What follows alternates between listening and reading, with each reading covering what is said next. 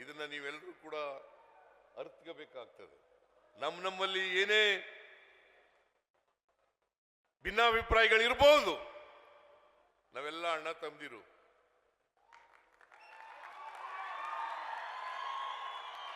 ನಾವೆಲ್ಲರೂ ಕೂಡ ಸಮಾನ ದುಃಖಿಗಳು. ಯಾರು ಸುಖವನ್ನ ಅನುಭವಿಸ್ತಾ ಇದ್ದಾರೆ ಅವರು ಸುಖಿಗಳು. ಇದನ್ನ ನೀವೆಲ್ಲರೂ ಕೂಡ ಅರ್ಥಬೇಕಾಗ್ತದೆ. ನಮ್ಮಲ್ಲಿ ಏನೇ ಭಿನ್ನಾಭಿಪ್ರಾಯಗಳಿರ್ಬೋದು, ನಾವೆಲ್ಲ ಅಣ್ಣ ತಮ್ಮದಿರು.